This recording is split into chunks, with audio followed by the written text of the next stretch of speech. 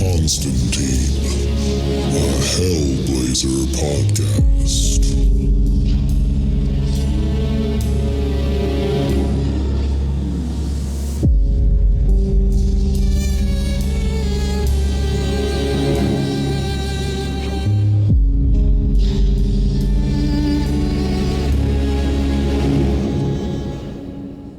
Hey there, everybody, and welcome back to John Constantine, a Hellblazer podcast. Today, we are reading issue number 173. But before we get into that, just a little catch-up on what's been going on. In this final story arc of Brian Azzarello's run of Hellblazer, John Constantine is supposedly dead. We saw a body burned inside of an S&M club, and all the witnesses said that the man who was burned was named John Constantine. So we're assuming for now that John is dead, and we're trying to figure out who killed him. And the man on the case of that is Agent Frank Turro from the FBI. He is working with the LAPD, specifically a detective named Detective Havlick. And they are currently interviewing a bunch of different witnesses that were present in the club when this happened tonight. And Agent Turro is not only trying to figure out who did this, but he also knows it's connected to someone named S.W. Manor, who he's been trying to capture for a while. He knows that S.W. is a very rich man who is kind of above the law. And I believe John was helping Frank get S.W., but unfortunately John ended up dead at the club. So Frank Turro's kind of only mission now is to get one of these witnesses to name the person that John was mostly acquainted with in this club, and that was S.W. Manor. And that way he could say he was a suspect in the murder, and that would give him probable cause to arrest him for this, and maybe the other crimes he's trying to pin on him as well. Now, while all that's going on at the police station, we have had S.W. Manor himself in his house talking to a priest named Father Sean, and he's been kind of slowly telling Father Sean, and by default us as the audience, how he knows John, their whole relationship, and how it fell apart so much that he wanted John to be in prison for the rest of his life. So that's pretty much where we left off, with S.W. telling, Father Sean a little bit about his relationship with John, and Agent Frank Turro interviewing witnesses, getting little bits and pieces of what it was like to see John at this club. So first things first, with issue 173, we got the cover. We see a bunch of different images again, and these ones are kind of stacked as opposed to just being like squares around. So the first one is a really, really up-close image of John's mouth smoking a cigarette. The panel underneath that is a bunch of different words. They're written in kind of like a non-stop sentence, but they're not a sentence. They seem at first like they're just kind of random words about torture and pain and pleasure and death and all that kind of stuff. But there are two different kinds of words that are highlighted. There are names that are in bold, and those are Constantine, Turro, and Manor, and they're kind of scattered throughout all these other words. And in the same way, there are words that are highlighted in red, and those are the 7 deadly sins: greed, wrath, sloth, gluttony, lust, envy, and pride. Then below that are 2 panels, and I think both of these are of SW. I could be wrong, but at least one of them I know probably is, because we can't see his face. It's in shadow, but his back is all scarred up, and in the last issue we saw SW's back was like that as well. And in the other image of him, he's blindfolded, and there's a chain around his neck with some sort of key or trinket. And in the final panel below that is a panel of Agent Frank Turro, and he's staring out at us, and behind him is a wall of suspects. And we can also see on this page that it is written by Brian Azzarello with art by Marcelo Fruchin. Now, before we get into this issue, I will say I had a hard time following the timeline of this issue. So if I get anything wrong, let me know. I'll try to correct it if I can. But I've read this issue multiple times, and I read the story arc a couple different times just to try to figure out exactly what the timeline was so I could get it right.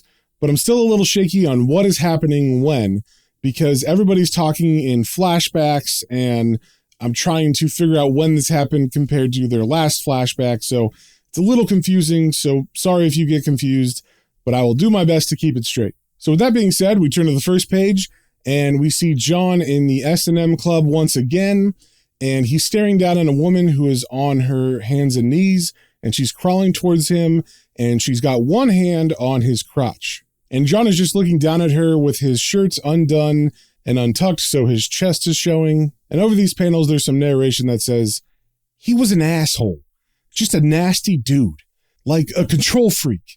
Things had to be his way, and if they weren't, he'd fly off, and the only thing that could calm him down was his boyfriend. And under this narration, it seems that the woman on all fours that was touching his crotch did something to upset John, and he just flips out and he hits her in the face, knocking her backwards. And as she's trying to kind of push herself away with her arm up to protect herself, John looks like he's going to continue his attack as he yells at her. But behind him, we see some arms come out of the darkness, and then we get a full-page splash of a naked SW Manor holding John from behind, embracing John lovingly, and John is kind of leaning back into SW's arms. And on this page, we also see the name of this issue is Ashes and Dust in the City of Angels, Part 4. Then we turn the page and we cut to the room where the narrator who is explaining this scene about John is revealed to be a witness that Agent Frank Turro is investigating. And from the room, we hear Turro say, "Give me a name." Then we see the doors kind of open in the interrogation room, and we can see inside, and we see who he's talking to is a very tattooed white guy with long blonde hair, and he doesn't look very happy because his hands are handcuffed behind his back, and the chair he's sitting in is backwards, so the back of the chair is facing his chest. And he says to Turro, "No can do. No fucking way." And Turro says, "This boyfriend? He might be a murderer." Then we get a panel that's a little bit more zoomed in so we can see more in the room. And we see behind the witness, Detective Havlik is standing there. And it looks like maybe Turro and her are doing kind of a good cop, bad cop thing. So to Turro saying maybe the boyfriend is the murderer, the witness says, "Yeah, and if I tell you his name, he will be." And Turro kind of casually says, "Give me a name. We'll protect you." And the witness says, "Not from him you can't." And Turro asks, "Who?" And the witness just smiles for a second, not saying anything, almost like he's coming up with a plan to negotiate. And then he says, "These handcuffs are tight." And Turro smiles a big smile and says, "I don't have a key." Then the witness smiles back in the same way and says, "I don't have a name." But then suddenly Agent Havlik bends down and does something we can't really see with her hands to his hands. I think she's supposed to be tightening the handcuffs, but we can't really tell. All we know is that the witness yells out, "Ah, fucking bitch!" And she's smiling as she's doing it. And then Agent Turro asks again, "Who?" But the witness just yells back to him, "Fuck you too!" And very calmly, Agent Turro makes a racist joke asking, "He's Chinese?" Insinuating that "fuck you too" sounds like a Chinese name. Now, the witness is freaking out more and more, and Havlik still has her hands on his hands behind him. So I'm not sure if she's doing more and more to hurt him, or if he's just freaking out in general, but we can see that his mascara is running, like he's got tears running down his face, but he's still not answering. So Turro says, "Come on, little man." "Who?" But the witness just yells out, "You can't do this to me! I know I got rights! Ah!" And with that yell, we could kind of assume Havlik did something else to make him hurt worse. But Agent Turro just smiles at that pain and says, "I'm sitting over here. I'm not doing shit to you. And I know what his name is, stupid. I need you to say it." "Who?" But the witness still doesn't give a name. He just yells, "I'll fucking kill you, goddammit! Let me go!" But as he says that, he's thrashing around and he is trying to get out of his cuffs. And to that, Turro just says, "Attaboy." And then we cut to the outside of the precinct, and we hear an even louder and longer scream coming from the witness. So we don't know what Havlik did to him, but we do know it hurt a lot. Then we cut back to Turro inside asking, "Who?" And the witness yells back, "Kill you, fuck!" And Turro, with an even bigger smile, asks, "Who?" And it seems with that, the witness has reached his breaking point because he yells, "Who? All right, fucker! His fucking name, it's..." Then we turn the page, and before he says his name, we cut to a different time. I believe this is in the past. We see John holding on to what looks like a new trench coat, and he's looking over his shoulder at someone we can't see off panel, but he's saying, "Fucking Stanley, you shouldn't have." So he is looking at this coat, and he's standing in front of the window inside of SW Manor's house, and SW and him are in the room of curiosities, where there's all those statues and pagan stuff and masks and whatnot. So this is where I'm a little confused on the timeline. I'm not sure when this happens. I believe all the scenes with John and Stanley in this room took place over the last couple weeks. Like since John came down here from Washington, I believe, when he was in Highwater. And I think he's since then met back up with SW Manor, and he is rekindling their relationship in some way. But we don't stay in this moment for very long. We actually see two shadows outside of this window watching John and SW, and those shadows are actually the current present-day SW talking to the priest. Like they're standing inside of SW's memories of this scene where he gave John a new trench coat. And the reason why I say that it looks like they've rekindled their relationship a bit is because SW is standing shirtless with his pants kind of unbuttoned, and John also has a similar kind of attire. His pants are also unbuttoned, and he has his shirt open and untucked. And since they're both in SW's house, I kind of take this to mean that they have had sex recently. So as SW is telling the priest about this moment, he's saying, "For over 20 years, I hated this man. He played me for a fool when we were both young and foolish." Then the priest says, 20 years is a long time to hold a grudge, SW. And SW turns his back on him and says, "No, Father, it isn't. See, a grudge is like a tree. The one thing that becomes more vibrant and alive than the transgression that spawned it. Were you ever picked on as a child?" Then we get a panel that's kind of like a memory, I'm assuming from the priest, thinking back to when he was a little kid, and we see some silhouettes of other children bullying him, either throwing a dodgeball or a soccer ball at him and knocking him over. So the priest answers that question of was he ever picked on by saying, "We all are." And SW answers, "You think so? Even that bully who embarrassed you in front of all your old chums? Don't you have a place in your heart where this time you end up on top? In my head, that place had John Constantine suffering." Then we get a panel overlaid on top of them walking of John sitting in prison smoking, kind of insinuating that this is the punishment he's talking about with John suffering. And SW continues, "Willingly, punishing himself.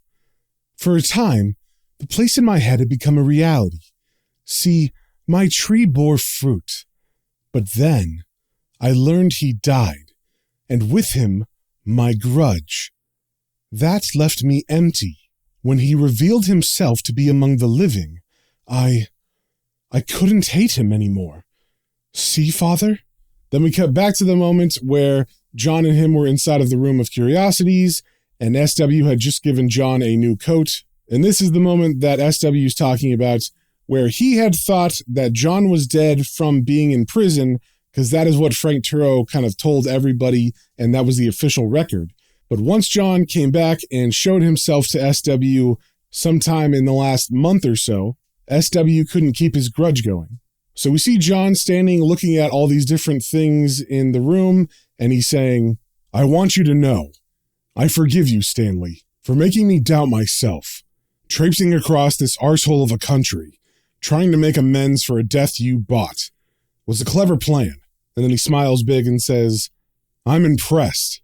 That's not easy to do." And then Stanley, who's standing behind him, says, "To be honest, I meant to keep you in prison." And then John turns around smiling at him and says, "Right enough. But the thing about your plan, the brilliance, kept me in even when I was out." Then he asks, "How you feel? What's happened between us these past few weeks?" And SW looks at him and says, But then he just stops, and he just stares at John like he doesn't know what to say, and John walks closer to him and says, "Hate is a strong emotion, isn't it?" And then he takes a step closer and he says, "Funny how another can be just as consuming." And as he says that last line, he moves in closer and he very sensually kisses SW on the mouth. And SW is receptive to this because he brings his hand up to John's face. And when the kiss is over, they're just kind of standing and looking at each other, and SW looks very, proper, like he's not sure how to act around John. And John says, "I feel a bit silly. I mean, you give me this lovely new coat, and I haven't anything for you." And SW smiles and says, "There's nothing I need, John. I have it all." Then John says, "Yeah, you do. Except, hand me old coat." So SW hands John his old coat, and as he does, John says, "Cheers. I knew this bird once. Had a strange habit, when she'd go on holiday, of bringing back a bit of soil from where she'd been. She'd display these little samples of dirt on her mantelpiece, with hand-lettered cards explaining where they were from, so as anybody who gave a toss would know all about the wonderful places she'd visited. Now, I was in a place one time. She pops in me head. I'm not much for souvenirs, but this... And then John reaches into the pocket of his old coat, and he pulls out a little vial of what looks like sand. And he continues saying, Stanley, this here makes all the totems and relics you've collected seem like nothing more than a spastic child's toys. And he hands the vial over to SW, and as SW takes it, John says, Careful, you don't want to drop it. There's more magic in that bottle than chins in China. And SW asks, What is it? Where's it from? And John answers, Hell, Stanley. I brought this dirt back from hell. Then we turn the page, and we cut back to Agent Turro and Detective Havlick, and Turro is now speed walking through all the witnesses that are still waiting, because if you remember, the last witness did in fact give Turro the name of S.W. Manor, aka Stanley. So as he's kind of power walking through the precinct, because now he's on a mission to get this guy, it seems Detective Havlick has kind of lost her nerve now that she knows who Turro is going after, so she's saying, You can't be serious, as she's running after him, and Turro says, Well, I'm not joking, so what's that make me? And Havlick answers, Crazy. And Turro stops and turns to her and says, Like a fox in a henhouse. And then he smiles and continues saying, I've got that cock's head on a chopping block. But Havlick fires back, You don't have chicken shit, Turro. But Turro's not listening to her. He turns around and starts walking fast again, saying, You coming with me? And she yells after him, We won't get a warrant. But Turro doesn't care. He continues walking straight out the front door as he says, Then let's not waste your judge's time, or mine. Then we turn the page and we cut back to SW talking with Father Sean outside, and he's saying, This may sound selfish to someone like you, Father, but I was happy, blissfully so. For maybe the first time in my life, I felt unfettered. And Father Sean says, That must have been foreign to someone like you. And SW seems offended by that a little bit, and he says, What are you saying? That I'm a miserable bitch? And he kind of hovers over Father Sean as he says this, trying to intimidate him. But Father Sean says, No, SW, I mean, a man in your position. And SW adds, On top of the world. And Father Sean continues saying, I suppose. You're a very powerful man. You've told me yourself how responsible. But he's cut off by SW, who gets very angry and says, What could you possibly know what I'm responsible for? Then it seems like there's some time where they don't talk, because we see them indoors in the next panel, and they're now walking down the stairs that had all the animal heads on it in the previous issues. And after some silence, Father Sean says, That's not fair, Stanley. And SW says, Fair? What a terrible word. A horrible little syllable, littered only by the have-nots. And the state it describes is one that has never existed in anyone's life, mine included. Despite the fact that I took a light bulb company and turned it into a global manufacturing giant that produces everything from fertility drugs to caskets, amassing a fortune that would take me thousands of unfair lifetimes to spend. But such is life. No use crying over spilled milk or... And he pauses here because he changes the subject and goes back to John, saying, Father, next to this wonderful man, everything I'd acquired seemed insignificant, and in finding him, I'd forgotten what I'd really been looking for. And as he says that, they enter the room of curiosities where him and John last talked, and in response to SW saying he lost sight of what he was really looking for, Father Sean asks, What is that, SW? Then we cut to a flashback where SW is telling John what that is, and we get a panel of SW opening up to John. And he's standing in front of one of his windows in this room of curiosities. Like I said, this is the past. And he is hugging himself as John stands behind him, rubbing his shoulders. And again, like last time when we were in this scene of John and him in this room, there are two shadow figures, which are the present day SW and Father Sean. And SW's kind of remembering this as it was happening, so their shadows are kind of there. So past version of SW is answering Father Sean's question, and also presumably a question that either John asked or he's just opening up to John, letting him know what he was looking for. And he says, My parents. They were murdered when I was just a boy. I saw it happen. I see it happen over and over again. Every goddamn day. And then John says, that's what all these ghastly trinkets are about then. Figure one might give you an in on the other side. And SW doesn't say anything. He just nods and turns to John. And John touches his chest saying, don't shut up on me now, love. You just bared your soul. And then SW says, I'm naked, aren't I? And as SW says this, John moves his hand from SW's chest to SW's face, and he caresses it, saying, wouldn't have you any other way. And then he smiles really big and he says, now, you can get rid of this lot of rubbish and get me my own pedestal. 'Cause Stanley, I'm the one object can give you what you most desire. And we get a panel of SW looking kind of shocked at this, and John is just smiling behind him. And he kind of looks like a devil on SW's shoulder or something. Then we get the present SW, who's kind of a shadow in the room, saying, when he told me what he was capable of, I began to sweat. He said it wasn't enough, that I'd have to bleed as well. I kissed him. He fettered me. And as present-day SW is saying this, we get a panel of SW hanging chained naked over a big pit in the middle of this curiosity room. And I actually had to look up what fettered means because it's not a word I've ever really seen before, but it literally just means chained up. So John chained up SW, and we can assume that this is part of whatever John needs to do to bring back SW's parents. And as we turn the page, that's what it seems like, because John did say he needed blood. And the first panel on this page is John looking like he's taking a lot of enjoyment out of whipping the hell out of SW Manor. And SW is screaming out in pain as John is continuously whipping him.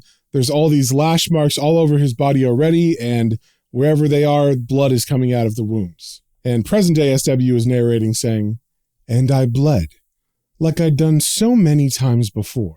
And he kind of changes the subject as we're brought back from that past scene into present day inside of the room, and SW is saying to Father Sean, you know there are cultures, Father, that believe suffering intense pain can open doors to a higher consciousness.